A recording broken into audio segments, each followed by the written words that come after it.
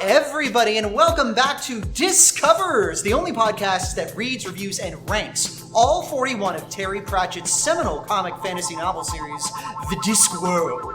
I'm your host, Iris J, and we have a very special episode for you tonight. Coming off of our summer vacation, it's the book you motherfuckers have all been waiting for, number 29 on the list, Eric. Night Watch. Oh. No, not Eric!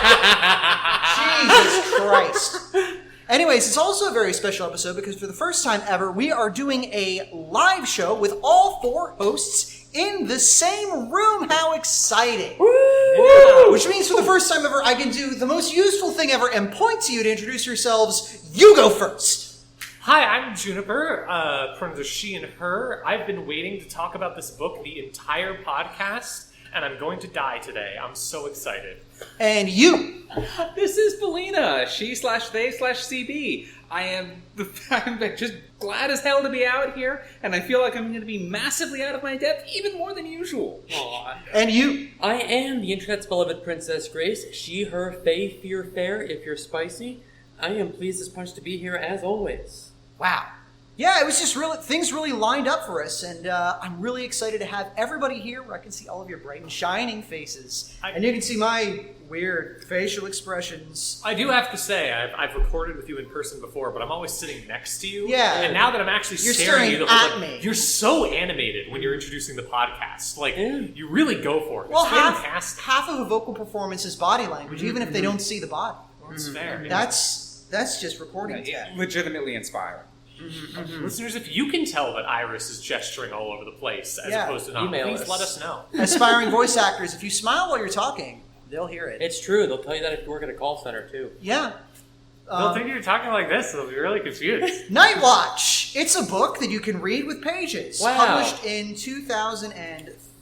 Was it 3 or 1 or 2?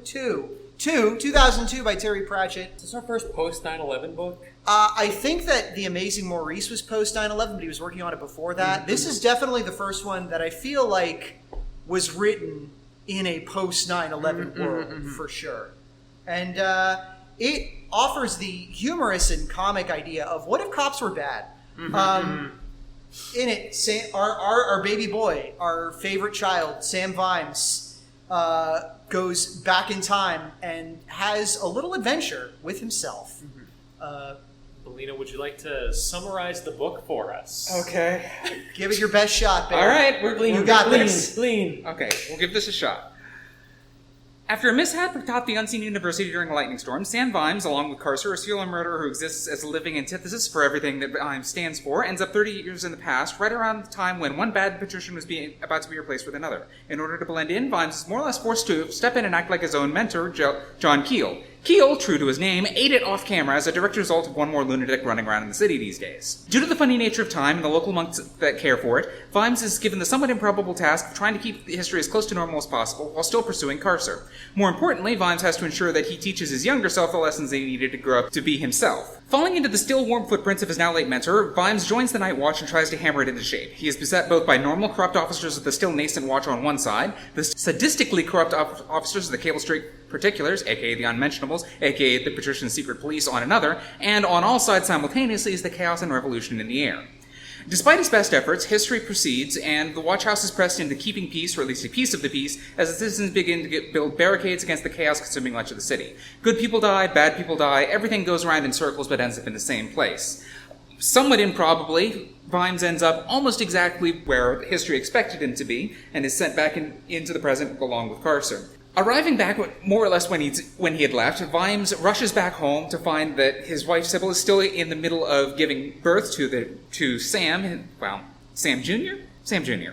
The labor itself is troubled and is only succeeds due to Vimes further running off to gather a really good plague doctor that he had met in the past 30 years. As everything slowly starts to return to normal and Vimes is given one last chance to reflect on the curious nature of time, the march of history, and the process of revolutions, he is finally beset by Carcer and apprehends him, and really there's not much else to say at that point, now is there? The story just ends. Yeah, he gets Carcer and he goes off to prison. Veterinary shows up to be like,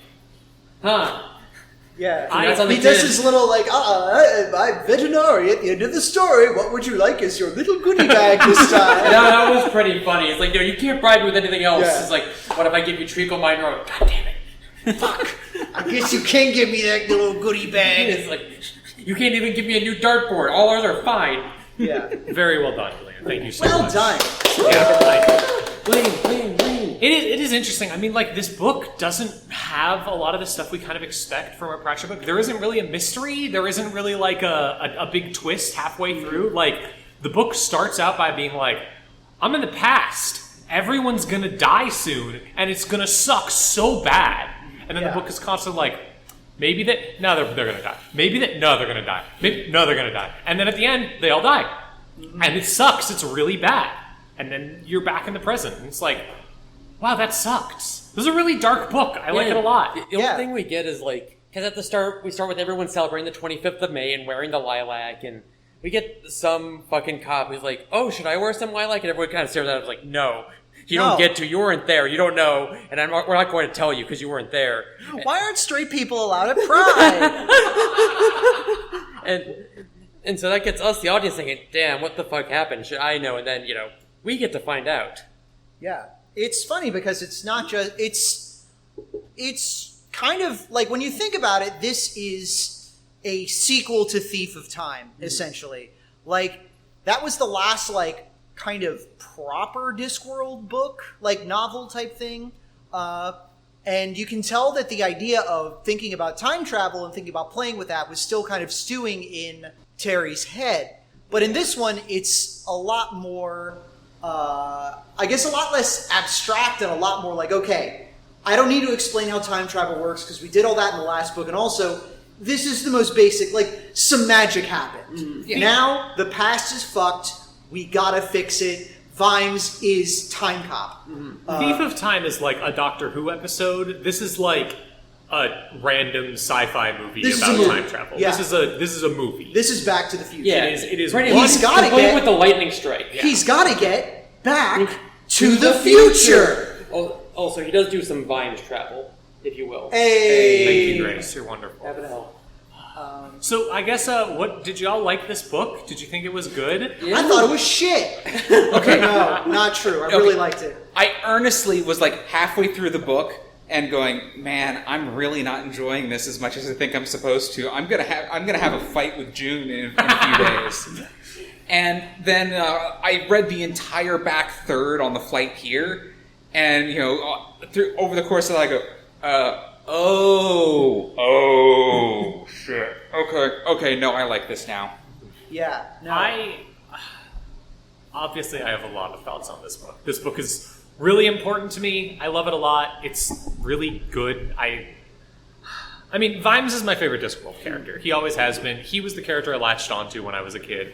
I love the witches. I love everyone, but, like, The Night Watch was the series I read, and Vimes was my guy. And this is the Vimes book. Like, more than anything else, this is the book that is just about him. This is let's dive into his personality as hard as possible and hit him as much as we can. It does have the Evangelion rebuild problem of, if you didn't read all the previous Watch books, this is not going to hit as hard. It doesn't hit quite as hard, although it does sort of work just because it's still, like, most of the characters in the past aren't important characters in the future. Like, some of them very much are. It's great to see baby Nobby, who is just, like, weird, shitty child. And Vimes is like... He's just a little guy. He's just a little guy. You're a weird little Victorian urchin. But on the other hand, like, a lot of characters are just characters we've never seen before from the past, that Vimes is like, oh yeah, of course, it's this guy. I knew that guy. I've never mentioned him before, but I knew him. We all know Snouty, our favorite Discworld character. Yeah. He's definitely going to live through this. Hey, look, there's an alive red shoe. I kind of wonder, I feel like Vimes didn't actually know Reg in any previous books. He seemed very surprised at him being on the watch, and not because it was somebody he was quietly a comrade This of. is for sure a retcon, because I feel like if this had always been the plan, if Red Shoe had signed up to be in the watch, Vimes would still be confused, but not for race reasons. It would just be like, oh, you really... you really want to open that old wound back up, huh? Literally. If he goes and like visits this grave every year, he would have met Reg.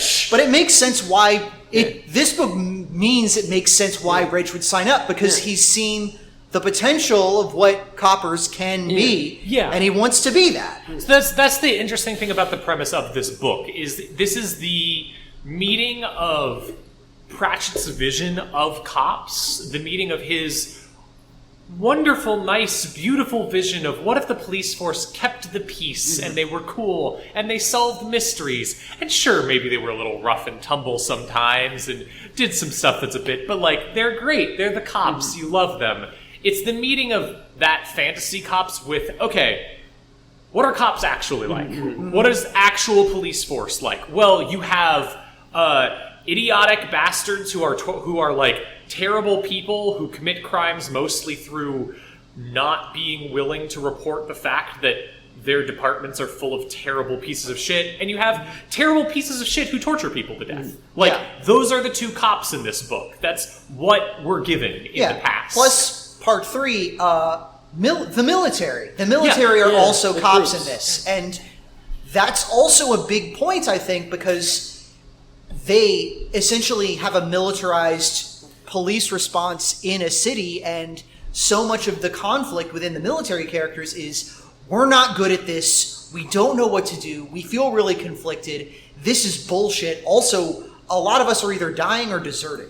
And the ones that don't, like, someone throws a rock at a guy on a horse and suddenly, a whole neighborhood is fucking dead. It's very much this weird, the central conflict of Vimes in a lot of ways, which is kind of Pratchett's like, okay, on the one hand, Vimes is the good cop. He's a cool, good cop. On the other hand, that doesn't exist. How do I reconcile that? And like, this book tries to do it in a sense of saying, okay, let's put Vimes in the past, before Vetinari, before any of the things that have happened in the past few books, before the Watch was reduced to basically nothing through years of alcoholism and like the guilds existing. Let's put him way back in the past when the Watch is just either useless or a tool of the fascist state, as cops are in real life. And what does he do? And I mean, we get an answer. In that scenario, you join the leftist revolution. Fuck it. Like, I gotta say, okay, Vimes, you chose correctly. Well done. Congratulations. You lay mist all over those guys. They didn't know that was an option, but you did it. Like, literally, his choice is, okay, looking at this, seeing how I can say, like, I'm going to protect my own and get through this, given a very reasonable excuse of, I'm from the future and I need to get back to it, Vimes instead goes, no, I'm going to go join the revolution and support them and try and see what we can do to keep as many people alive as possible and support the people. If I am a person of, like, law and this, then I am for the people, fundamentally. And that's not the king, that's not any fucking fascist, that is the people, and that's where I want to be. And, like, that's a really genuinely pretty cool conclusion here. I have so many thoughts about the way it's done and all of these things, but, like, this is the book that kind of is the reason that I'm like, I don't think Vimes is that much of a bastard most of the time, because given this chance, like, the police force in Discworld isn't our police force, and this book makes that clear. Here is what they would be if they were our police force, and Vimes looks at that and says, no, I am not. This is not what I want. Right. But, and like, that's, we could talk all day until we're blue in the face of it, like, well, isn't that really a failure to really critique any major problems, and this book sometimes sends mixed messages, but at the end of the day, it is nice to imagine, what if cops weren't complete shitbags? It's nice to imagine a world where they could maybe not be that. It's just interesting to me that Pratchett is thinking of that this is something that he is like, I have to think about this. I have to look at Vimes through this lens and see what it does. And like, that's what the book is about. It's just Vimes grappling with his own history and past and what the city is. Sometimes grappling with himself, literally. I guess it's worth noting, just again to remember that after the events of this book, between this and the 30 years that pass, young Sam Vimes doesn't take any of this well.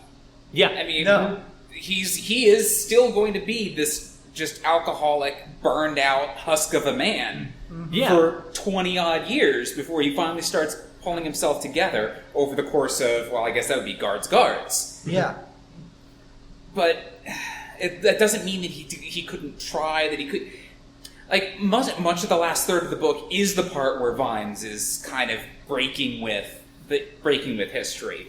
We don't fully know what Keel actually did during this period of writing and the like, but it was not the same barricades that were set up here. Yeah, they mentioned that when people died in the original version of the past, they died during the barricades, not in the street fight that ensued later, because that street fight was orchestrated by Carcer, and also Vimes was there. So it's like, this book also has some interesting ideas about time travel that I really like, which is that it kind of streamlines a lot of multiverse bullshit. Yes. Where instead of fixating on this trousers of time, oh, this is creating so many futures and stuff idea, it's, we're in the past, this stuff already happened.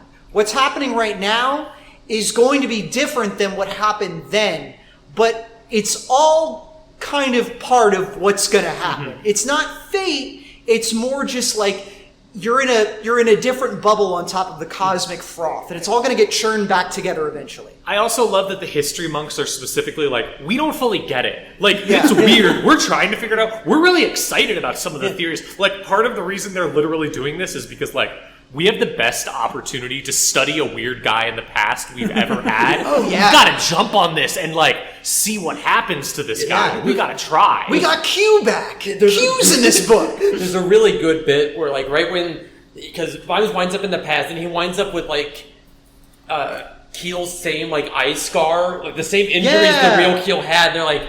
Fast. Is this a coincidence, or is this some kind of like weird historical determinism thing? This could, this could provide evidence to like update all our theories, but I don't think it'll go through. But that's fascinating, right? Yeah. One of the things is like, is this like the force of narrative? Maybe like they go through all this stuff, and it's like it's so funny. Yeah, it's like was whoever happened here always going to have the eye patch and the scar? Is there always going to be your Twilight Sparkle ass time loop? Like if you travel back in time, there's going to be some sort of fate that's trying to snap things back into as close of a thing resembling what previously happened as possible. I also love their description of the multiverse in a lot of ways as this, like, there actually aren't infinite possibilities to it because there's decisions that people wouldn't make. There's things that you wouldn't do that, like, even if we are considering, like, this huge multiverse that, like, there's a section where they're like, the sweeper says, like, well, what about the version of you that killed his wife? And Vimes is like, I would never do that. And he's like, great job not hitting me. I'm impressed you didn't do that. It's like, you're right. That wouldn't happen. There is no version of you as you currently are that would ever do that. And it's an interesting idea of like, what if there is some sort of like multiverse or something, but decisions do actually matter because not everything can happen. Yeah. Not everything is a possibility. I think that's a lot more interesting than just like, well, what if anything can happen? Wow. Yeah. And there's like, the big stuff stays in place, but your decisions still matter. You can still like make things better or worse. Right. And there's a whole thing where like if you want to go back to the future, you have to create a future you would exist in. Right. There has to be a U-shaped hole to fit into. Right. It has a lot more leeway than the like, chaos theory butterfly thing, which also means that we do not have to listen to Interesting Times. Yeah, there are actual stakes, which is nice. Anything that invalidates that book even more is great in my book. More like Boring Times. Am I right, folks? We probably did that one. I'd rather be reading about these interesting vibes. Right. Good post. I want to talk about one of my favorite parts of the book. Yeah. One of my favorite things in relation to all of this stuff, which is Carcer. I actually really like Carcer as a villain here, and it's specifically because of what the book does with him. Carcer's maybe the worst bastard in all of Discworld in terms of, like, the bad guy. Mostly because, like, he's an interesting character. This book kind of starts out with a very conservative fantasy in a lot of ways. Vimes is the cop who's so tired of working a desk job. He wants to get back in the field and get his hands dirty again. And Carcer is like literally the example of what weird shitheads online say when you say we should abolish the police. What if there was a guy who was just a maniac, just liked killing people, wanted to kill people, and was going to keep doing it unless you actively stopped him? Yeah. Like, that is the thing. He's the guy they wrote about in the Oingo Boingo song, Just a Lad. Yeah. Yeah, he is literally as evil as you can possibly get, and there is no way to stop him except stopping him. You have to arrest him or kill him or do something. And then he's gonna get sent back to the past where things were rougher and have to catch the criminal. That's like, it's a very conservative fantasy. And then what it does with it is when they end up back in the past, Carcer immediately joins the military and gets very well promoted and joins the police because they love him. Like, immediately, the horrible fascist serial killer guy is just like, yeah, the police love me here. Yeah. They think I'm great. They think my ideas are great. I fit in perfectly among them. Yeah. While Vimes is like desperately trying to hold together a squad of weirdos who are only there because they're the bottom of the food chain in the cops. Like, Carcer immediately ascends. And it's just this really interesting dynamic of like, yeah, no, if we go back and look at what cops actually are, yeah, I mean, if you listen to true crime podcasts or stuff, which I'm not going to recommend that, but you know how many serial killers were cops? Most of them, actually. Yeah. Like, this is what it is. And it's such an interesting character thing of him starting out in this place of, like, he gains power because he goes back to a time when he can be that evil. And it takes a lot of the ideas of, like, okay, well, this is a book about cops. And it's like, well, let's look at the cops. They are this guy. Carcer is what they are. They are the bad guy. They are evil in these ways. I find it really interesting. Which is also why I fucking hate the Watch TV show. Which is really bad. God, I can watch that now. Among other things, they did a casting for Carcer, and they cast him as a black guy. Challenging choice. Like a lot of times, race-blind casting is a really cool thing. For the character that I think is specifically kind of a commentary on privilege in the cops and how you can get away with horrible shit by being a cop. I don't know about that, actually. I think the one guy who's the murderous maniac who doesn't get any sort of like exculpatory backstory. Like, being chased by the good cop, like who was cast as a white guy. Yeah. Like, admittedly, the show also completely changes his character and changes everything. Like, it's a terrible show, terrible, awful. But like this, it just really bothers me because I think Carcer's actually an interesting character. Not in who he is. In who he is, he's not that interesting. He's pretty spooky, but he's not that interesting. Yeah. But like in what he represents and what he does in the book, I find him interesting. Yeah. What purpose he serves for the narrative. Yeah. Also, he sucks, and he's really miserable to see every time. He's the guy who sucks. Once he does not have depression. No, he loves his job. That's the bad part. You know what they say, find a job you love, and you'll piss off Sam Vimes every day of your life. So true. So true. Lot of Les Mis jokes, too, with, like, he's the criminal. At one point, he's like, oh, you know me, I only stole a loaf of bread. That's all I did. Loaf of bread. And then, like, Vimes going to any lengths to catch this one guy, literally Javert. Lots of bad Les Mis jokes in this. Yeah, it's still a Discworld book, so it is still a parody to the point of you really, really like this thing way too much.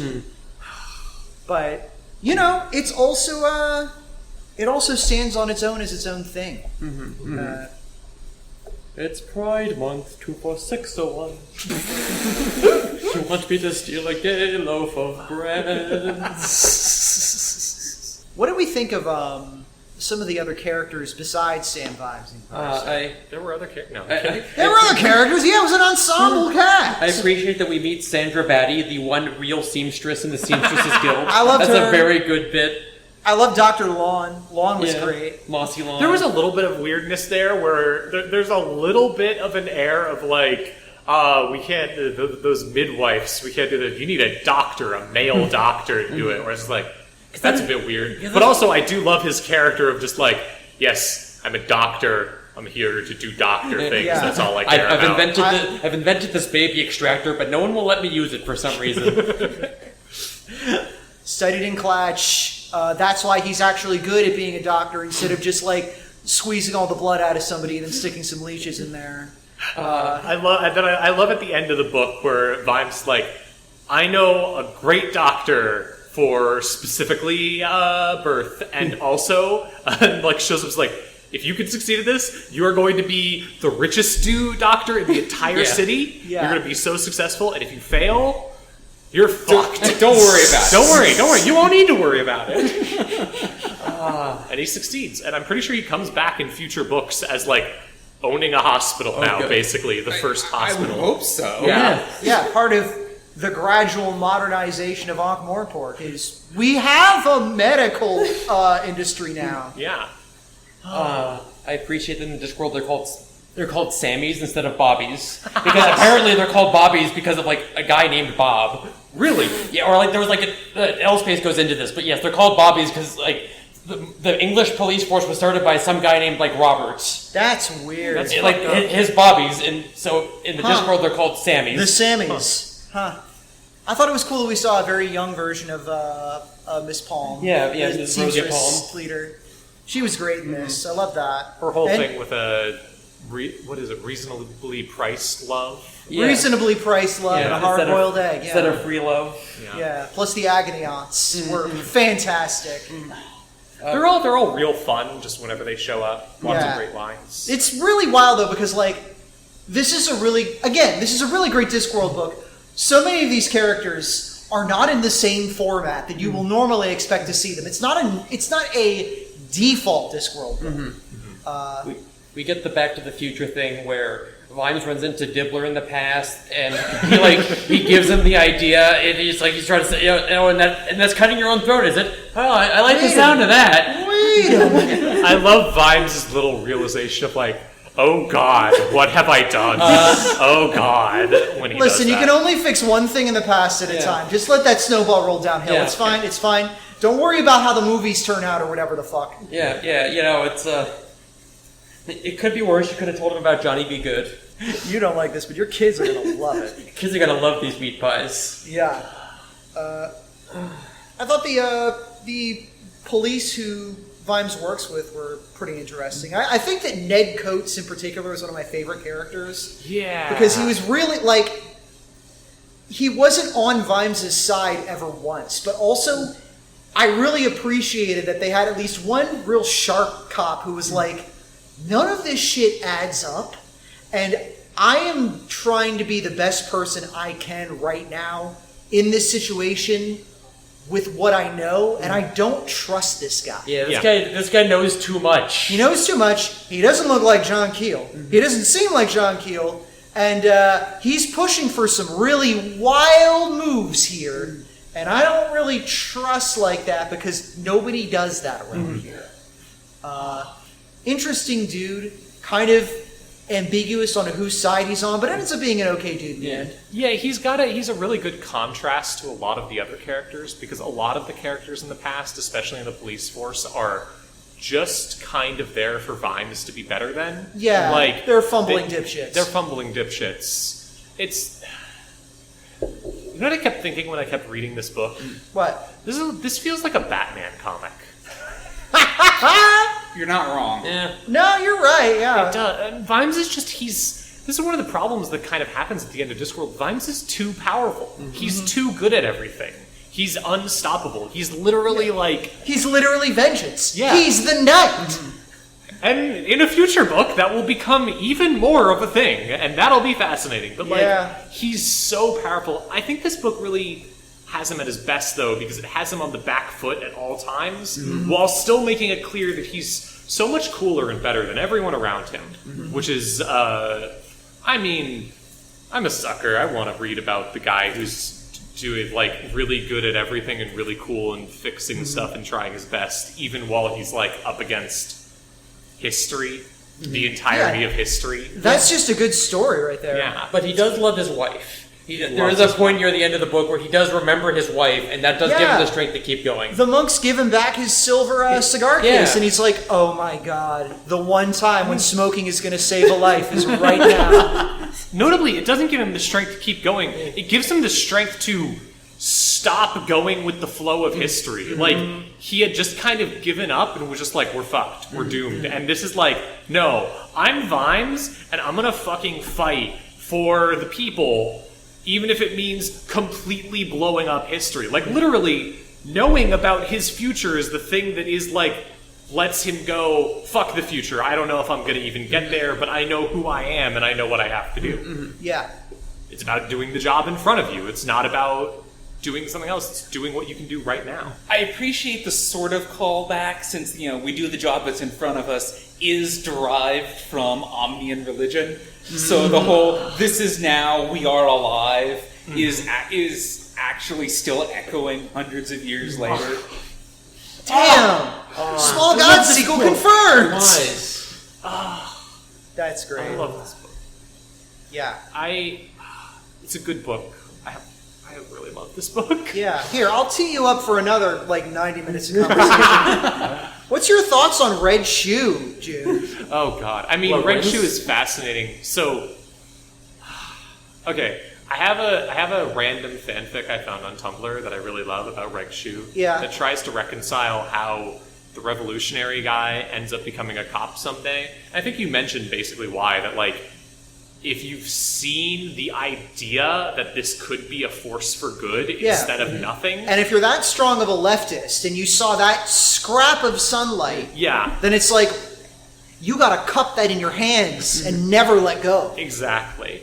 And I that's a fascinating thing. Red Shoe is interesting because he's such a parody here. Yeah. I mean, this is one of the interesting things about the book, is that, Pratchett doesn't believe in communism or socialism or anything like this. There's an endless tension in every book Pratchett writes between this very, the same sort of thing you find in a lot of Douglas Adams and a lot of modern online parody fiction, that's this very libertarian, smarter than you, I make fun of everything and that's what makes me cool attitude. Yeah. We make fun of both sides. Pratchett, we've seen South. Right, everyone's equally bad, and Pratchett falls into that a lot in his books. The books do that a lot. Yeah. But there's this endless tension between his feelings there of well, really, nothing can be done because both sides suck, and there has to be a way to a better world. Because a lot of the times it just gets left at that, at this, both sides so who cares? But with Pratchett, there's this weird mix of, we can't do anything about it, but also, we have to do something about it. There has to be something we can do to make a better world.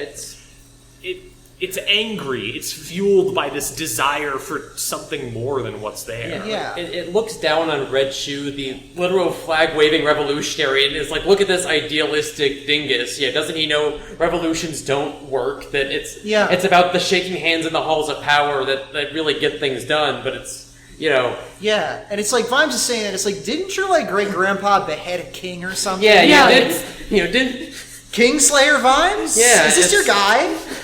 It's so strange. Yeah. It's this. I love him because I love the weird leftist guy who's I think his jokes are funny because I'm a communist and I find them funny in the way that communists find making fun of communists funny. Yeah. But you gotta at the same laugh. time, it's very much most of his jokes are, haha, look at the dumb leftist who's more concerned with the bureaucracy of how we're going to do things than handing out food to people, haha, isn't that funny? But at the same time, Pratchett is also thinking well, what if we could do that? What if we could push out all of the rich fucks in power and just have a city of workers? Vimes fantasizes about that at one point. What if we just kept pushing the barricades and instead of being the island in the city, we surrounded all of the people in power, the rich fucks, the bankers, none of the stuff we need, and we just had the workers, the people making things, the food, all of that in our half of the city, and we just left them to eat each other like they already do. What if we did that? And that is a vision of, what if the city was just workers? What if this was communism? What if we did that? And Pratchett can believe in this, but he can't see a way to it. And it's this tension that's at the heart of all of Discworld that I've talked about, where Pratchett is both deeply humanist and looking for a better world, and also constantly making dumb jokes that are sometimes racist. That he can't quite think, and it's why it fascinates me. It's part of why I love it. I find that tension to be compelling in what he does. It's so interesting. There's a really good line in there where it's like, well, on this side of the barricade, we have all the unimportant things like food and carpentry and so on. Well, outside is all the government offices and temples and so on. And so, while people are starved of governance and salvation and so on, they can at least have food while they're waiting. Yeah. Something like that. It really reminds me of like the whole thing. I mean, fuck Neil Gaiman, but there was an interview where he talked about things. He was like, Pratchett is not. A lot of people think of him as this jolly old man. He's not. He's angry. Mm-hmm. He is a deeply angry person. He is infuriated at the world as it is, and he wants a better one, and he hates it. Mm-hmm. And that's what propels him to write books. And I think you can see that here. He's very mad. This is an angry book. Yeah. I love it. Hard to read it any other way. But I mentioned that it reminded me a bit of Disco Elysium at times. I mean, the devs of Disco Elysium have gone on record as saying that the Watch series of Discworld novels was a huge influence on the development of the game. And originally the game was meant to have a much more fantasy, medieval-inspired setting. The more postmodern kind of like post-Soviet collapse sort of vibe of it that it came out as was a later revision. I didn't actually know that. Oh yeah, fact. It was originally going to be a lot closer to like a Discworld CRPG. Elysium. Yeah, a Discworld Elysium. Hey! I have a whole pitch for Discworld Elysium that I want to give somebody. But well, you know, we're never going to ever see Zone do it, so you might as well let it rip. I do think that like there's a similar thread of like being so deeply disillusioned with communism or leftism or anything like that, and like, this will never work, this will never accomplish anything, it will never save the world, but also, we're going to fight for it with every fiber of our being. We've got to be the big communism builders, because to not be that just means that you're scum. You're just giving up. You gotta try. Even though it's not going to build anything, you're going to try anyways. We have to try. Sure, in Disco Elysium, it's because the authors have read Marx, and in here it's because Pratchett is like, I'm too smart for that. But at the same time, the tone ends up being weirdly similar, and I really like it. Mm-hmm. Yeah. It's interesting. In case y'all listening weren't aware of our political leanings, this might be the curtain is falling. Every other episode. Yeah. Dude, how do we feel about Baby Vetinari? Okay, I feel like I put Vetinari in this book just to put Vetinari in this book, because he really doesn't do, like, when I first started reading this, I'm like, oh yeah, this is where, like, Vetinari comes in with the whole camouflage thing, and, like, he's helping out from the shadows, too, and stuff. And then I read the book, and I will say, he does not do as much as I remember, other than getting, like, mommy domed by the one lady, which was interesting. Which was certainly interesting, I'll say that. Congratulations, Sir Terry, you were ahead of your time with the mommy milkers. Yeah, between that and his friendship with the one vampiress from Uberwald, you're really into older women, huh, Vetinari? That's wild. I just thought that was interesting. He only seemes to fill jobs that were... The problems had to be invented for him to be there to solve. Yeah. Yes. And, like, he gets sent to go save Vimes right at the tail end, but he arrives too late because, you know, nobody knew what was about to happen there. Mm-hmm. And, like, he doesn't... he just shows up so that he can give out the goodie bag at the end. Yeah. It's kind of a shame, but, like, at the same time, there wasn't room for him. Yeah, like, we have to explain why future Vetinari wears the lilac. I guess. I feel like in an earlier revision of this book, he might have played more of a part, but that is a version of the book that focuses less on Vimes' internal monologue, and that would be a more boring book. Yeah, no, I completely agree. I mean, the funny thing is, like, Vetinari kills the previous Patricia. Yeah. But we're still sitting here saying he doesn't do anything important. Yeah. Right, but anybody could have done that. Literally, it was the entire point was that an assassin comes right through the patrician's defenses and goes boo, and that's enough to scare him. After a whole thing about how careful he is, how he has this poison taster, and how he stabs the cake a bunch in case there's a dwarf hiding in it. I also want to point out here that on his way in, Veterinary does kind of murk two guys. Yeah. He does kill two people that we just never hear a word to. It was not paid to. Honestly, Veterinary in this book, more than anything, more than Vimes even, which is saying something, feels like Pratchett just being like, isn't Veterinary cool? Isn't he so cool? He has a baby Veterinary has this book on camouflage, and he's so much smarter than everybody else. You want to talk about a Batman story? I mean, There is a direct sequel to this book that never got made that is about young Veterinary under the Snapcase regime. Mm-hmm. Oh, God. And it would have been insufferable, but it would have made some money. Mm-hmm. You could make that into at least 2 seasons of a Netflix prestige thing. Oh yeah. That'd be the way to do it. It's okay, we're adapting Discworld to TV again, but it's not what you think. We're covering new ground. Don't complain at us. And it would, it would be like Netflix syndrome where it's nothing fucking happens for 8 episodes. And then at the end it's what if I was patrician one day? And then cut to black and it's season 2 never. Enjoy. I'd watch it. That's because they're going to make they're going to make Discworld House of Cards. Yes. I mean, it can't be as bad as the other Discworld show. Yes. That's so true. It is. I have had friends, but one of my friends is watching it right now and was posting all the stuff that's happening in it, and I had to stop reading the thread because it was making me too angry. Don't cry because it's over, cry because it happened. Cry because they apparently misgendered Cheery? What they fuck? And they make Cheery captions? non-binary in the show. Okay, they did this in Doom Patrol 2 and it pisses me off. Stop making trans people into non-binary people. I say this as a trans non-binary person. Those are 2 different... I'm so fucking mad. I know about this shit. For the record, they were describing what they did with the dwarves in this show to me, and I was like, yeah, they do this. And my friend was like, oh yeah, it sucks. And that's the least bad thing they do with dwarf culture in the book. And I'm just like... they made a list, and I was so mad. I know TV people, I know you think you can check 2 boxes with 1 stone. Yeah. You can't. Do it twice. Yeah, Doom Patrol fans who only watch a TV show, Danny the Street is... I know that they're non-binary in the television show, but in the comic, they're an old school, cross-dresser from the 60s from England, and that's how you compute that. It is still a non-binary and also trans, but at a different time period and from a different angle, and that is a different thing to grok.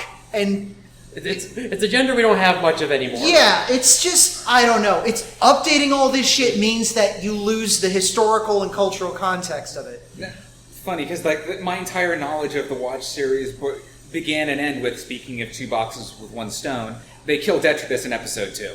Yeah. Bad show.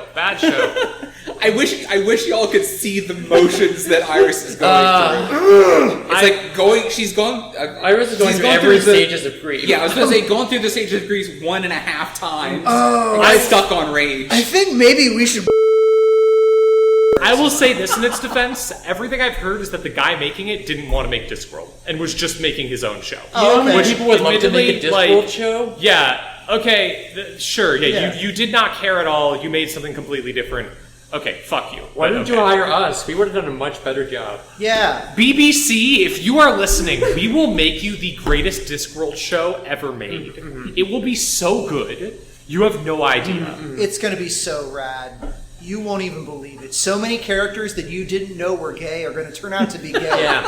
You'll be surprised. You'll be shocked even. Love will win. Transfemnabi will happen. This we guarantee. The shocking number of yaoi fangirls who want to see Vimes and Veterinary fuck will be disappointed because I will instead be giving it to the people who want to see Vimes and Veterinary and Sybil fuck. Yeah. They win. I'm Yes. sorry. Congratulations. I'm not breaking up Vimes and Sybil. No, that's true. Yeah, those people win instead. Sorry. Yeah. So true. But you got to believe Veterinary into wearing a dress first. Very important. Yeah. I would simply convince Veterinary that wearing the dress would plays some part in the fifth dimensional chess game he's always playing, and he would act like it's his idea. This will really stick it to the guilds or something. Yeah, no, he's like, well, what? There's nothing wrong with it. Obviously, it's all part of my scheme to make to reduce taxes by 10% and so on and so forth. It'll need over negotiates with the seamstresses. What do y'all think of Baby Vimes? Little Baby Vimes. Well, Baby Vimes, only 1 year old. Man, I hate escort missions. Like there is some good shit where Carcer figures it out, and he's and Vimes has to protect himself from getting grandfather paradox. Yeah, that's a great fucked. scene. Gotta take care of yourself, Duke. Baby Vimes is the source of maybe my single favorite Discworld quote out of literally everything. Oh, yeah. Tell Which us I about the twerp. because I wrote it down. Tell us about Vimes' twerp. Vimes keeps talking to his younger self, and is just like, man, This is about this twerps. dude sucks. This guy sucks. How I was like this, and thus we get his my favorite Discworld quote ever, which is Vimes talking about his younger self. That was always the dream, wasn't it? I wish I'd known then what I know now. But when you got older, you found out that you now wasn't the you then. You then was a twerp. You then was what you had to be to start out on the rocky road of becoming you now, and one of the rocky patches on that road was being a twerp. A much better dream, one that ensures sounder sleep, was not to know now what you didn't know then. Yeah. And I think a lot about who I used to be and the weird shithead that I used to be, and I know sometimes I'm like, dang, if I could have been so much better, and I could have done all this stuff, and then I'm just like, I don't think I could have actually. Yeah, I sucked. Would you have listened to you? Back in the day, I was not a good person. I was sucked. No, I mean, I became who I am today through that route. It takes going through all of that. I feel that too. I fucked up a lot when I was younger.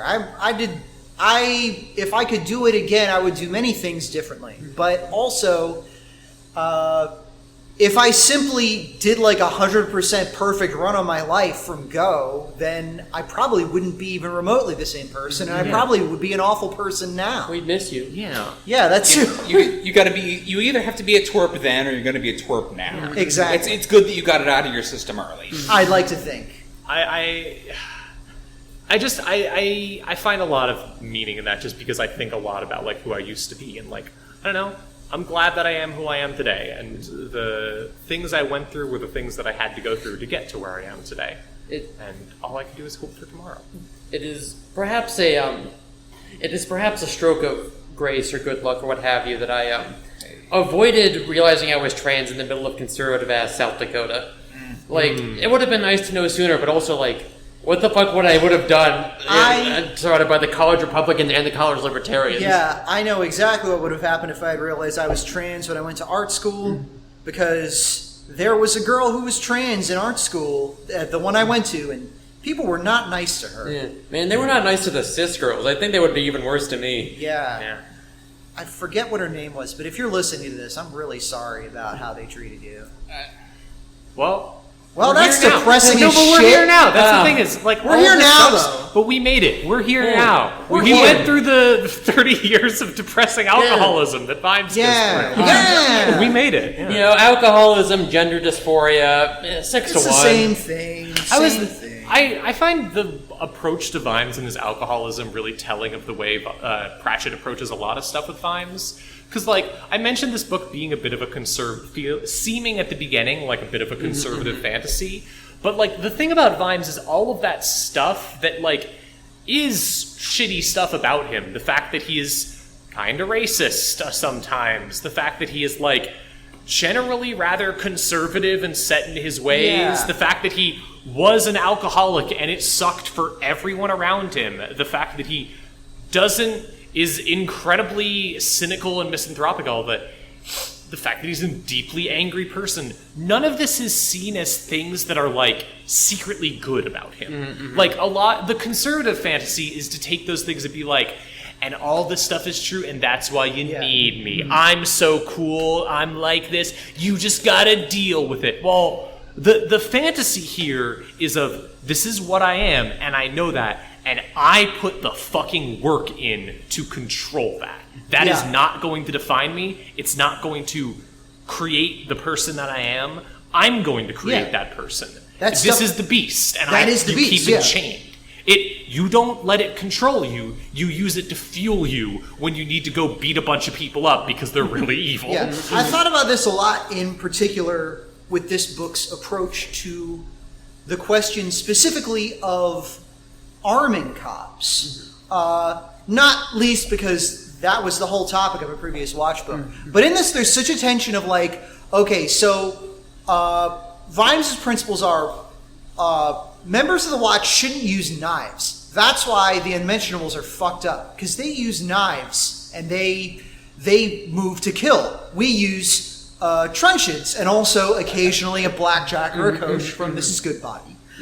We aim to incapacitate, but not to kill. However, Vimes will kill if he has to, but he doesn't feel good about it, and he always squares it as, he kind of treats himself as like a sin eater in these sort of regards, where it's like, I'll do this, but I have to do it so nobody sees it, because I don't want anyone else getting the idea that this needs to be normal. Yeah. The whole thing with the torturer that he accidentally locks up in the cell in the bottom of the burning building, and he has to go back in and pull him back out, is this whole very complicated, like, double reach around of like, I need to show that I'm not a killer, even though I am somebody who needs to take people like this off the playing field, but I can't let that become what cops are, and I can't let young Sam turn into that person. I think a lot of that is that kind of central contradiction that, like, Pratchett can't quite deal with. Because, like, I mean, this is kind of the thing. His answer to what should cops be like, or what should the city be like, how should we do it, is what if there was a really good guy? Yeah. And, like, he never really solves that problem. It's the problem with all of his books, is that his solution to how do we make the better leftist future is, what if there's one really cool guy? What if there's just a really cool guy? What if there's a really cool guy? I mean, we've been running across with that for the entire series. Vetinari is doing that for the most part. I think it works best here solely because this book is just about, let's look at that guy. Let's look really, really deep at him and try and see what the fuck is up with Batman. What's wrong with him? Like, let's talk about him. It is noteworthy that, he doesn't have an answer. Like, he just eventually goes, well, all I can really say is it has to be me because it's me. Yeah. Because eventually there is somebody who's going to have to do the shit that, nobody should have to do.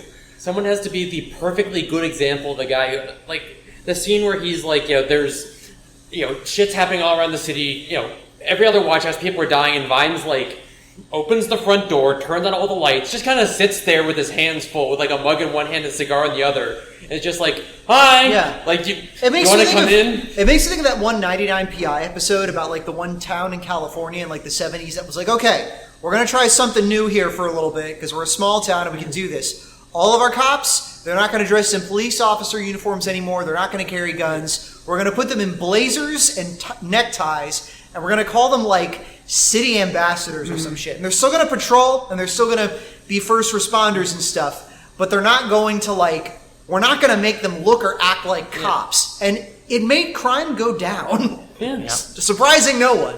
Amazingly, doing just about anything to stop cops from being quite as cops actually makes crime go down. Yeah. But it's funny because it's like, on the one hand, like, this is a difficult argument to square in real life. Like, it is a very complex question of like, okay, well, like, if we're going to have a group of people who are trying to maintain the peace, then obviously you're going to come into situations where they might need to defend themselves or protect others. And in order to do that, you need to have some kind of tool that you can use to maybe show that you are trying to protect somebody, or you're trying to ward off somebody who is trying to hurt somebody else. But, and the question is like, what line do we draw there for like, what do we consider to be acceptable for that, and what do we consider to be unacceptable? But the thing is, in the real world, we are so far beyond that line that like, when I have to go to Walgreens to pick up my estradiol, I gotta walk by a private hired security guard wearing a bulletproof vest and packing like a Glock. And like, that's fucked. For a Walgreens that has basically most of its stock missing because it's a shitty Walgreens. there's a literal only criminals will have guns at the start of this book. Yeah, which is exactly. wild to read. But it's like I feel like we should be having that conversation more. The point is to pose the question repeatedly over and over, rather than to come up with a one-size-fits-all answer. And right now we can't pose the question at all. We can't pose the question. If you even barely pose the question, the answer is, Yeah. oh, you hate cops? Well, they're at your front door right now trying to arrest you. Yeah. Our wonderful mayor of Seattle, Bruce Harrell, ex-police officer himself, thinks that we need more jet skis and more tanks. We need to give every cop horse their own horse so they don't get tired. Yes, they need their own horse, and the horse needs to have a gun too. Yeah. Don't worry, there's a few city officials and just cities in general that have actually tried to reduce their police force. And usually what happens is that those people end up getting visited by the cops a bunch and treated like shit by cops and sometimes even murdered. Or, I don't know, things happen. Yeah. It's so just weird. wild. It's You know, wild. if we had stronger cops, then maybe they wouldn't have gotten murdered. Did you think about that? exactly. Wow. Funny how that works. I'm going to become a cartoon supervillain that is completely unrealistic in any sort of way. Look, the Joker pays his taxes. That's canon. Yes. He knows better than to fuck with the IRS. Yeah, that's how they got Al Capone. Fair. So how about the fact that one of our villains is an evil phrenologist? I mean, there's no good phrenologists. Oh, yeah. They're all that's evil. right. Yeah, but it is very funny that Pratchett took the time out of this book to be like, hey, you know what else is fucked? Phrenology. Those people can go to hell. Yeah, correct. And they can, I'm yeah. not sure that's a fight that needed picking in 2002, but he was correct. But you know, fuck them. yeah. I mean, it does fit. yeah. The weird fascist police force certainly get that sort of thing pretty regularly. Yeah, that's this book didn't really touch on the topic of race at all, especially all of the characters were humans. We Yeah. didn't really talk about like race relations in Ankh-Morpork, which have been a major part of the Watch book set in the present. It's vaguely mentioned a couple of Yeah. times where Vimes will be like, well, we should go get a troll for this, and someone's like, the fuck are you talking about? A guy dies like in like the Dwarvish district or something, and Vimes is like, no, I can't say that. Like there are dwarves in Ankh-Morpork, but there's not a lot of them. They're very quiet about it. And he does not want to like visit that evil upon them. They don't have all-night rat takeout. Yeah. But I feel like the phrenology was kind of a way to put in about like, by the way, the cops are racist. Parentheses. This is obviously stupid and bad. Yeah. I feel like Find the Swing does not show up very often because I think Pratchett really fucking hated writing that speaking quirk. Yeah. Where the dude talks like the G-Man. Yeah. Gordon Freeman, you have the sloped forebrow of a carriage driver. I think Pratchett just fucking hates the guy too, and was like, I don't want to write this dude. Mm-hmm. This is not the interesting villain in my book. I have an interesting villain in my book. Here's a guy who you don't feel bad that he dies. Whatever. I do. God, I love that scene. The scene of them going and just fucking destroying that place. Mm-hmm. That's a good scene. That's fucking dark as shit, and it's a good bit. Mm-hmm. The crack about, hey, sir, we actually brought a second brandy bottle. We think maybe we should avail ourselves of it. And then, like, the next line is like, they threw that one in through the ground floor. Yeah. Popping bottles and partying out here. I love the whole sequence where it's really dark, and Pratchett's like, Vimes like, this is so horrifying. This is the worst thing you can possibly describing this very serious tone. It's like, who truly knows what darkness works in the lurking bottom of it? And then suddenly death is there. It's like, I know. Oh, sorry. I thought you could hear me. Never mind. Gotta have the one cameo appearance. Just like great. how we got a little cameo by the librarian at the start of this book. Yep. You gotta put that in there, or the old heads are gonna be like, well, it's not a real Discworld book, frankly. We also get some torture discourse, which post 9/11 was gonna start ramping up if it hadn't already. Fuck. Think about that in the context this book was published in. Yeah, I know. Think about that. I never considered saying that. torture doesn't work in 2002 is a very controversial stance. Yeah. It may have been easier to get away with in England, but you know what? Good job, Terry, regardless. Great work, Terry. Which, by the way, I didn't realize the ginger beer trick is a real thing. Yeah, that's fucked up. It's fucked. oh wow, no, that's like something they actually did to Britain did to members of the IRA and probably just normal Irish people because of that time. That's a real thing they did. That's deeply fucked up. It's cheap. It's untraceable. You can do it anywhere, and it's one of the worst things you can really do to a person. Damn. I thought it was like a noodle incident thing, but no. Yeah, I thought it was a joke. I was always like, oh, haha, for real. Haha. No, that fucking Christ. Just without going into detail, it's basically just blasting soda up somebody's nose, Yep. right? Or other orifices. True. Any mucous membrane will work. Yeah. It's bad. It's bad. Don't do it to somebody unless they ask very nicely. We only stand consensual water And on this podcast. even then, I would probably just use seltzer because otherwise you're going to get a yeast infection. And that's a problem. I would not try this one. No. Not at home, kids. It's interesting that they really get into the torture discourse and about how ultimately torture is pointless because the information you get from it is always going to be bum information. Yeah, it's they'll given say under anything. It's given under duress. There's no way of verifying it at the moment. It kind of sucks that it works to make to make Ferret believe the threat of torture worked in that case. Yeah, I kind of wish it had. Yeah. I mean, it's kind of one of the problems the book has of just Vimes being well, I can't do those horrible things, but I can come close to them. It's okay to let him think which is do it. part of why I was this book felt very Batman to me because of all the I can't do those things, but right. when I come close to it, it's different. To be clear, though, I feel like the blow was lessened by the fact that Ferret fucking sucked, Yeah. and it was great to see him squirm a little bit. Yeah, it's good to know that he got the shit kicked out of him by all of his buddies. Yes, but we shouldn't allow even the threat of torture to somebody because we don't like them. It's complicated. It's complicated. Blah blah blah. It's just a weird element of the book. Yeah. A lot of the book is a little bit weird in that ways, but a lot of the book is really good, and I love this book. Yeah, I love this book. Yeah, no.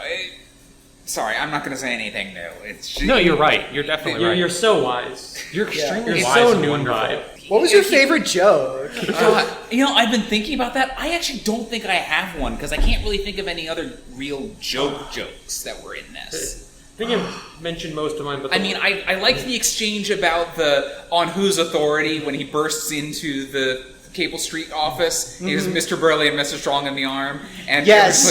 Who? Yeah. Lance Constable, who made these crossbows? Yeah.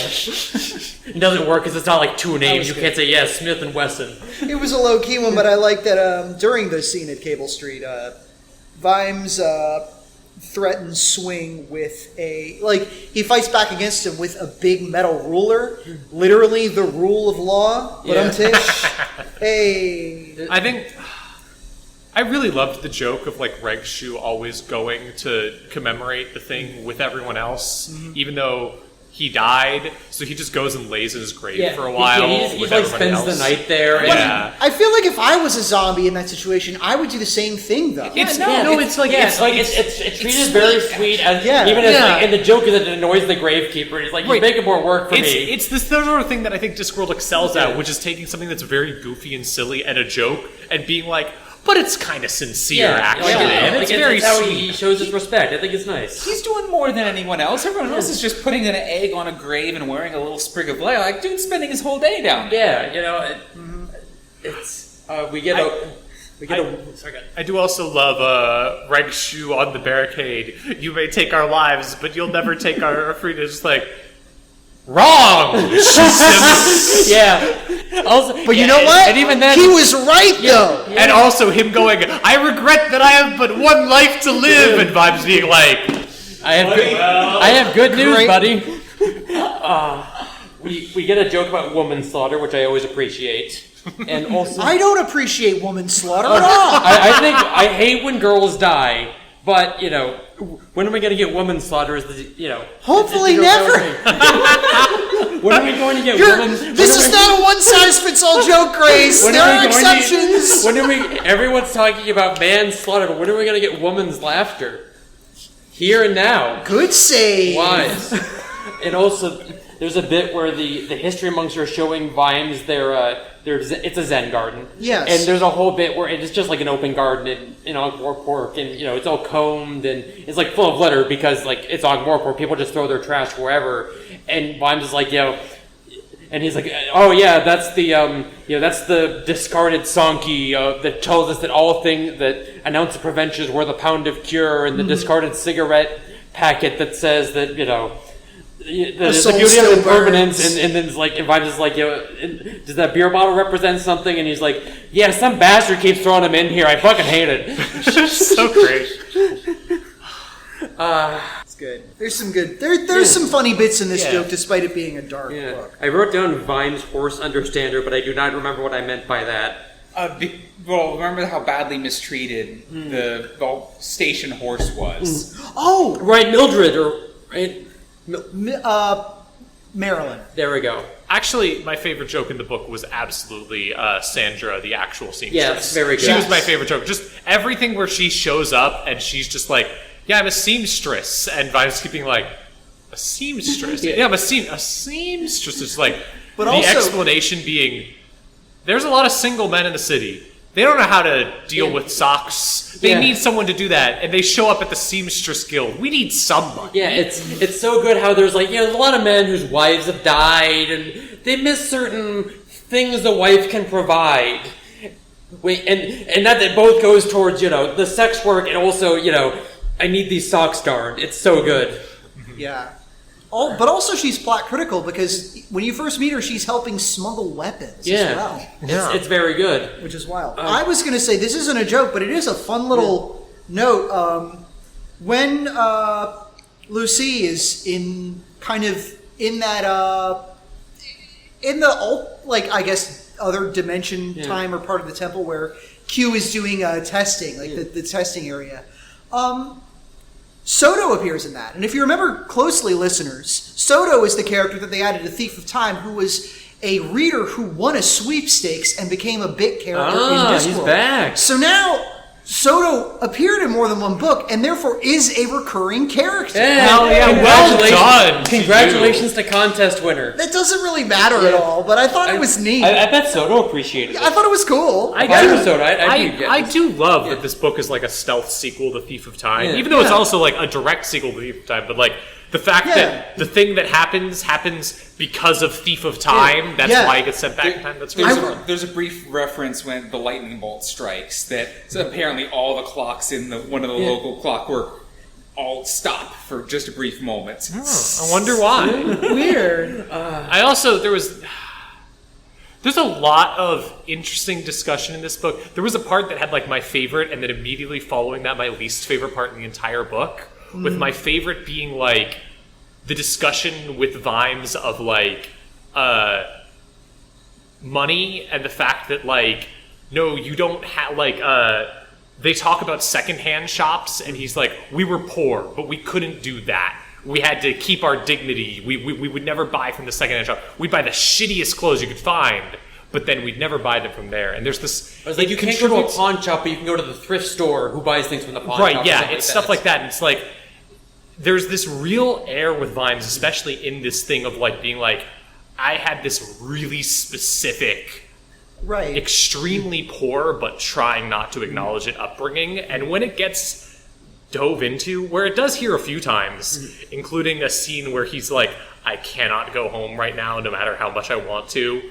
I would die to go home and have my mom's cooking, but I can't. You can see where that streak of really, really angry self-discipline comes from him, where it's like, I have to set some standards for myself that I won't dip below. And that was a product of his raising as much as it was something that he found inside of himself. Yeah. And then that's immediately followed by, haha, funny racist Chinese shop bit. Yeah, which, like, weird. I get that you're doing the whole, like, oh, the history monks look like weird foreigners on the surface, but actually, they're the geniuses running everything. But that was just not great. Yeah. It just wasn't great. It is fucking heart-wrenching seeing, like, little Vimes cluelessly inviting his future self, like, "Oh, do you want to come over for dinner, Mom? I'd love to see you." And she like, she'd love to have you try her cooking, and he's just like, "God, I would love that, but I cannot."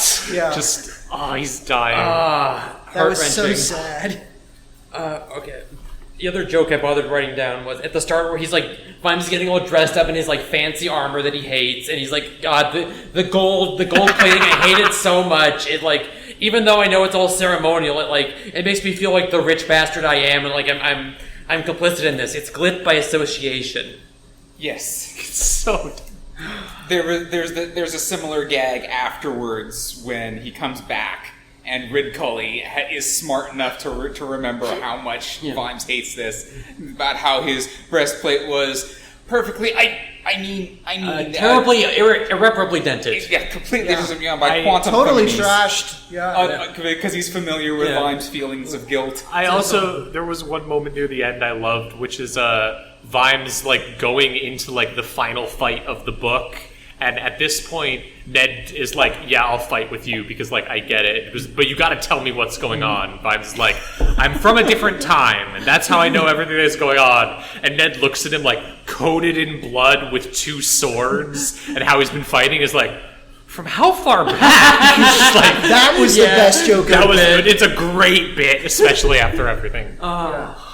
Satisfying. On the other hand, like, this book also had a lot of moments that were genuinely, like, heart-wrenching or really cool, and I really liked them. Like, what did y'all think of the end of the book? The end of the book. You know, I Maybe feel I'm like the person who liked it the most. I feel like Sir Terry heard because in previous books we've complained that they have like 3 endings. Yeah. This one zagged on it by having like half of one. Well, it has 2 endings. Yeah, He arrests Carcer, then he gets Dr. Man, and then it's done. I mean, he does have the final thing with Carcer. I think what this book does is the best thing that a lot of Discworld books do, which is having an ending that's more emotional, more like this is a wrap up to the themes and the plot and like the vibe than like an actual you've solved the case ending, which fits because this book doesn't have a case. Yeah, you don't have to tie up all the characters. Like you need to end on the right note, and you need to yes, everything's going in the right direction. History is good. Love has won. Right, because, like, the whole book is just the history monks going, okay, you're going to catch Carcer, you're going to go back to the future, lots of people are going to die and it sucks. Yeah. And Vimes just grappling with that, grappling with the idea of, like, the future is coming and I can't do anything about it. I can't stop it. I can't stop these men from dying, even though I would kill to do so, but I have to do everything I can to do so. And, like, most of the book is this weird, it kind of plays with that a book, but then there's a certain point near the end where it's just like, no, it's coming. Pretty soon everyone is going to die, and you know it, and you just watch the train wreck happen. I kind of wonder, where did the lilacs come into things in the original timeline? Because apparently lilac just grows all over the place in Ogport Park. So I guess it was that one street where they were trying to push back against the military, and they were running from there. Like it's going to be a huge squabble. We're not going to be tell who's who. And the one guy Dickens is like, I mean that is what happens in the revised timeline. At least. It just wasn't quite as clear. So was there another standoff with the military? I figure it was probably like. I assume that it was if more people died around the barricades, then I assume a similar thing probably happened around where the barricades were. Because apparently lilac grows all over the place in Ogport Park, and no one's mentioned it until now. Yeah, well, thematically, it just started growing so much. But I have to assume that there was a similar thing of like we gotta have some way to decide who's us and who's them. Yeah. The barricades weren't as well built, right? And the military got through, and it was a massacre. For some reason, you can't do shirts versus skins in this situation. No, you can't go naked snake in this scenario. I thought the ending was okay. I think that it was nice to hear Sam rebuke Vetinari for trying to do the whole little, all right, well, that's all wrapped up then, aren't we? And then just trying to pretend like we can just move on. Which is nice. I do appreciate that. I think I even still had false memories of Vimes killing Carcer at the end. The fact that he doesn't. Is No. important. No, yeah. The city does. That's That's the city doing. Yeah, you will hang after you've had your due process, damn it. That's his whole thing. It's like, no, you're going to get your due process. I'm going to do everything right. You'll get a jury, you'll get a trial, and then you'll hang, you bastard. I mean, I think part of the thing is that, like, back in the past, there wasn't a way to arrest Carson. Like, that's one of the things. Back in the past, Vimes is alone. There is no one he can turn to. There's no way to get him a trial. He is very much the only person in the city that he can rely on in his ways. While here, in the future, like, he does actually have... There is a system. There is all of these things. And he looks at him and is like, no, you didn't break everything down. You didn't destroy everything. The machine is coming for you. Yeah. It's a good moment. Yeah. It's a great moment where he gets him. I love it. Yeah, and I really love his speech towards Vetinari at the end. It was just like, no, fuck you. Yeah. It's good shit. You love to see, like, no, damn it, you're going to get your due process. You're going to get, like, we're going to do everything right, and then, like, yes, you'll get what's coming to you, bitch. Yeah. I appreciate Vimes, like, taking so many pains to be blameless, to always do the right thing, to set the perfect example because he has to, because no one else is going to do it. Right, yeah. Because, like, again, when he's, like, sitting at the front of the watch house, he's like, and, like, I forget what, like, some guy the guy, like, squeezes a bottle so hard, he, like, gets shards. Yes. And then Vimes is like, you all saw it, he did that to himself. I'm going to call the doctor. I did not touch him. You all saw that. He has to, like, make sure the narrative is correct. Vimes' whole thing where, like, he's looking really nice, but then he's like, okay, he hurt himself. Pause for exactly 1 second so everyone remembers this scene. Stand up and do, like, where he's just so clinical about it. Yeah. It's a really interesting Yeah, like, thing. he makes sure his hands are full, and everyone sees what's happened. It's well lit. Yeah. And then suddenly a guy falls off a nearby roof dead out of nowhere, and he's like, oh! Well, okay. Well, Ankh-Morpork, baby! Yeah, sometimes that does just happen. That wasn't Vimes? This is an older thing. I was just flipping through my book. I love the gag of Dr. Lawn always showing up with a giant syringe. Just holding a giant fucking syringe. It's never anything important. Yeah. I'm basting a turkey. Yeah.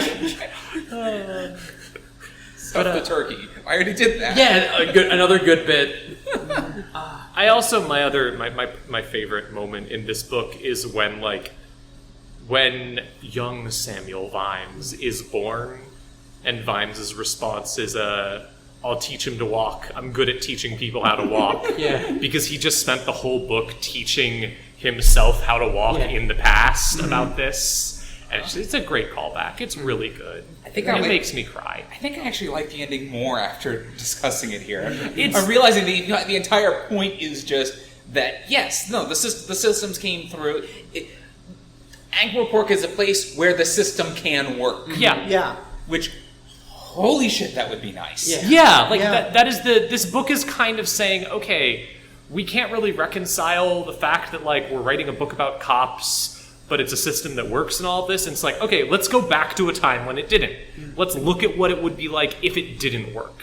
And now we can go back to the future, and it does work here, actually. It does. Yeah, like, everything has fallen into place. We have the weird, like, Ankh-Morpork is this whole weird, like, we're in this perfect state of tension where things mostly work. Of tension and, like, enough magical perfect people, and enough, like, that's another thing I kept noticing. It's like, even in the past when, like, they do I'm putting air quotes around the, like, good Ankh-Morpork policing is this, like, Andy Griffith thing where, like, everyone has to know each other, and, like, I'm going to tell your mom is, like, an effective threat. That really leaned a lot on that kind of thing. Or, like, I know these people personally. We grew up together. We, we played Conker's Bad Fur Day in the gutters, and, like, we know each other. We know he's good. I still don't know what Conkers are. It's some British thing.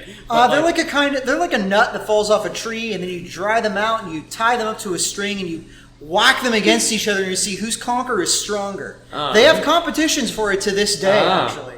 There's your most British thing in the book.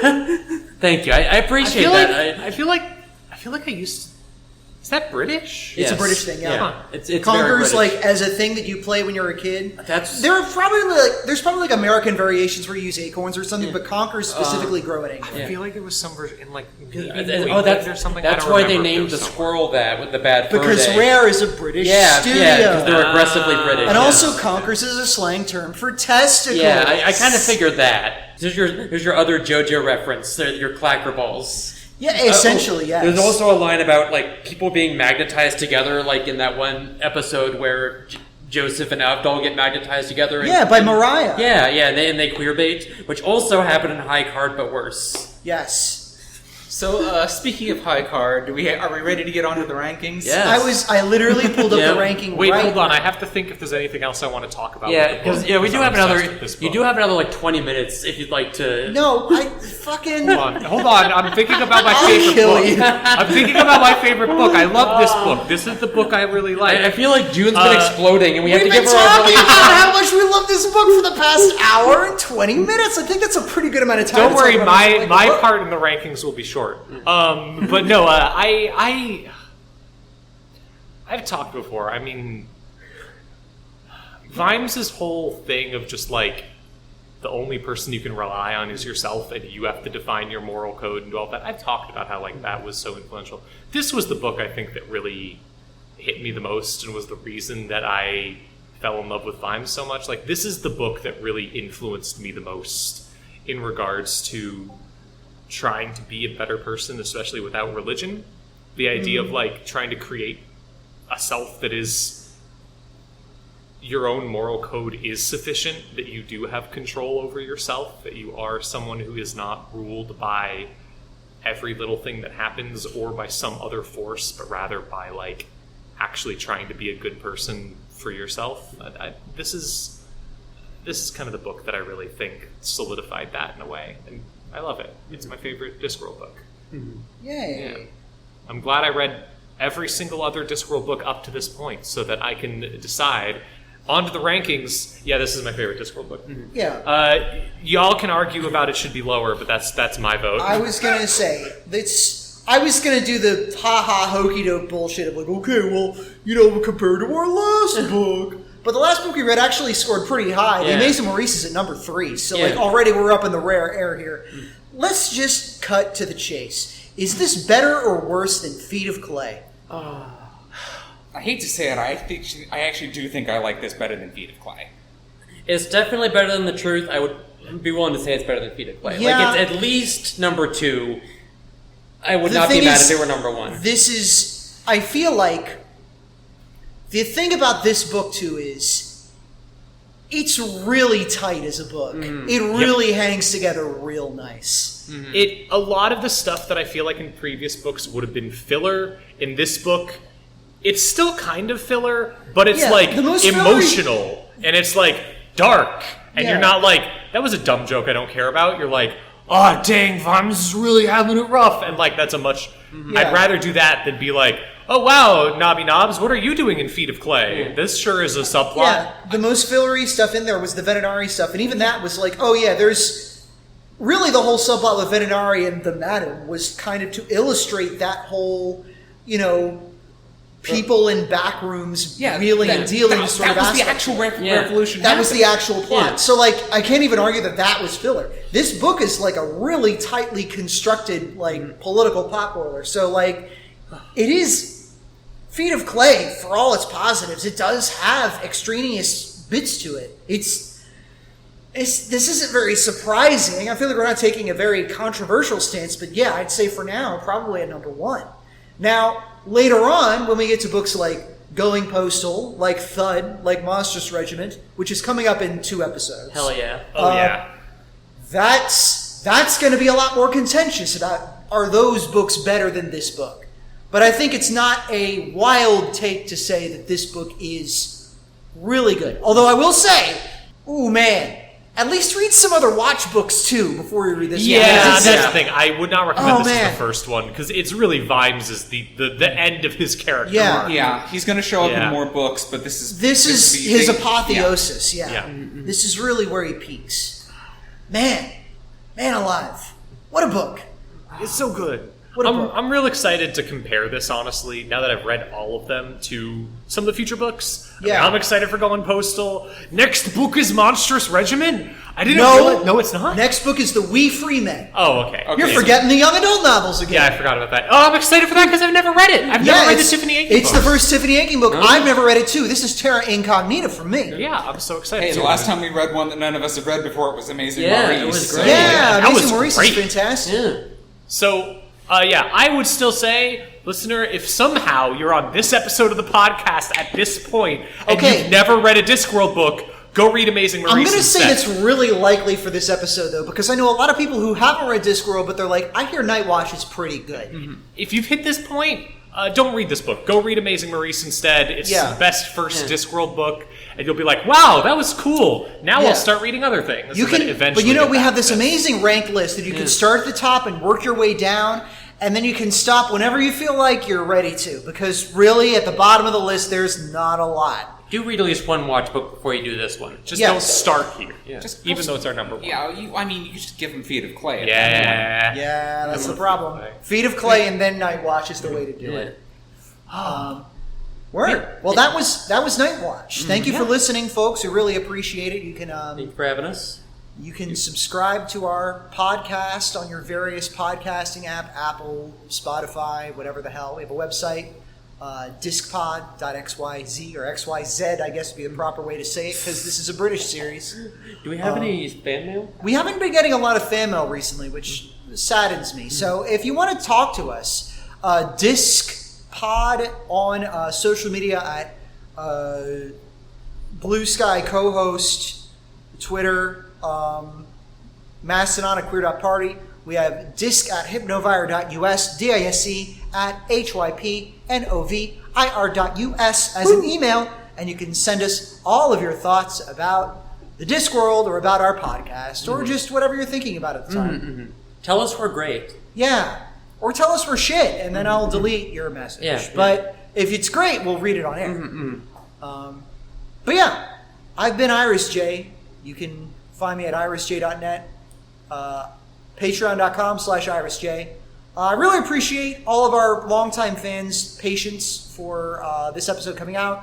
It's been a very busy summer. I've undergone 2 major surgeries. One of them very positive for gender reasons, and the other one very negative because I got a torn retina out of nowhere. So my recommendation this episode is going to be go get an eye exam. Oh, yeah. Get your eyes checked. When was the last time you got your eyes checked? Go get them checked. I have been putting out getting an eye exam, actually. You should get one because this was literally like, I didn't think, like, it was just a spot in the corner of my vision. I'm like, that's weird. I should get an eye exam to look at that. They're like, oh yeah, your retina has been torn for a while now, and it's only just started to edge into the corner of your vision. And for a paranoid person like me, that was like heart stopping. So get your eyes checked. It's healthy. That's my recommendation. Wise. That's a good... Is that your recommendation? Your non... Yeah, the recommendation is talk to your local ophthalmologist. Get your eyes checked. And if there's nothing wrong, then great. If there's something slightly wrong but you know about it, then that means, hey, you get to upgrade your eyeglass frames or get new contacts. Yeah, or you get to go Chuny mode for a bit. I did get to go Chuny mode. Yeah, it was a lot. I have been able to appreciate your cool blood eye this entire time. I gotta say, like, it's a good look. I'm just holding back the demon within it this entire time. Yeah, I appreciate it. Yeah. Yeah, you've kind of got like a Mithrin or a Peter Falk thing going on right now. You're podcasting blood eye. Yeah. It makes me cast so much better. But at what cost? What cast cost? What cast cost? 2 blue and a red. Jesus Grace, what Christ. do you recommend? I have been the internet's beloved Princess Grace. You can find my writing, programs, podcast posts, and everything else that's fit to plug at princess.software. If you play Tactical Breach Wizards, it's fucking great. It's so good. It's so tight. Holy shit. Beautiful video game. It's like extremely tight tactics, like incredible writing, made me cry, made me laugh, made me hoot, made me holler. You can beat it in like a day or 2 if you know what you're doing. Excellent video game, A+. Yeah, I hear a Iris, lot of you good gotta things play about it. I've gotta it's try so it. you. Man, I really have to. I'm not usually a tactics game person, so I haven't. Well, really given it a lot of thought. this is like less tactics and more puzzle Yeah, in a lot of it's- ways. Okay. Closer to like an You Into can the just keep Breach. rewinding as much All as right, you yeah. need. You to. can redo everything as much as you Most want. important question: can you play it with one hand so I can Yes. play it while dilating? Yeah, it's turn-based. Oh my god! It's- okay. It's not only turn-based. You can rewind as much then as you like. I might be in on this. Every single time where you're like, you moved all your guys and you did a thing and you're like, fuck, I fucked it. This didn't work at all. I'm about to lose. You just rewind the whole turn and Yeah, do it all. like, It's not about like, it's about finding a solution where there is one. Yeah, Finding which solution throws the most people out of the most windows. Yes. Exactly. That's- This is part of the Defenestration trilogy. Yeah, a very defenestration heavy game. Like if you liked Heat Signature, I think it's a better game than Heat Signature, but it's also kind of a different thing than Heat Signature. It has very like 2000s webcomic writing in the best way. Yes. That it is full of like interesting world building and also as many jokes per sentence as you can fit, but they are actually all funny and entertaining and fun to listen to. It makes you- and they do characterization in a way that's like, I love these little weirdos. It makes you realize, oh right, this is why every like fucking movie is Quip Town. It's because when it's done well, it's actually fun. Yeah, it's really fun and good, and like, it's so great. Yeah. And it has wizards wearing Yeah. cool outfits and being cool, and it's Yeah. awesome. Yeah. I'm Juniper. Hi, June. I'm absolutely wonderful. You can find me online. Actually, if this comes out before October It'll come out before October. 16th. Okay, it'll come out before then. You can find me helping cast Netrunner Worlds. So watch that if you can. Look it up. It shouldn't be too hard to find where that's happening. I'll be there and hopefully helping do announcements there. My thing I'm going to recommend is recently I've been playing pinball. I've been getting into pinball. I just recommend some modern pinball machines. There's some really cool stuff out there. They're kind of hard to find sometimes, but if you can find somewhere with like the really modern new Stern machines are really fun, like the Godzilla machine or the Venom machine and stuff. If you can find, there's a new Labyrinth machine that's really fun. It's fantastic. And if you can find it, I've only seen it one place, but if you can find a copy of Total Nuclear Annihilation, it's so much fun. You'll talk to people about pinball stuff, they'll be like, yeah, that game's awesome. It is. It's so cool. There's a company that's been doing a bunch of remakes of old 90s games like Medieval Madness and stuff, and like those are always the ones that are like, this is the best pinball game ever. Getting to play those is a delight. If you can find some place, there's a bit of a pinball renaissance right now, you can probably play some like really cool, awesome games that are very fun, and I recommend them. Hell yes. Good. Finish. Okay. Okay, no, because I'm Belina. I'm still easiest to find in the show notes as always. I don't have much to recommend because my brain's just been completely empty the last week and a half, and part of the reason it's been empty for all that time is because there was just a convention put on last week that I am amazed Iris didn't say a goddamn word about. But Well, no, this by the time this goes up, it'll probably be mid-September. It'll be a little while. hey, you think the VOD? How do you think the VODs will be up by then? I will say we'll see. Okay. I'll say that VODs for the panels that I was on and personally recorded will be available on my Patreon. go. Just patreon.com/distressedegg. I will warn you, there's a lot of porn on there, though. So It's good pornography. Yeah, it's good porn. So, I mean, anybody who's got enough taste to listen to this podcast and is a fucking adult yes. should have good enough taste to go check out your porn anyways. All right. Yeah.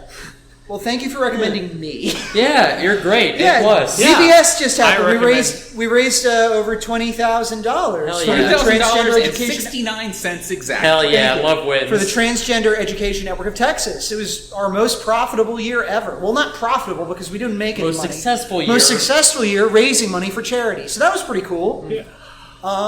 Yeah, yeehaw. Thanks for listening, folks. We'll be back next time, preferably in about a month, with the We Free Men.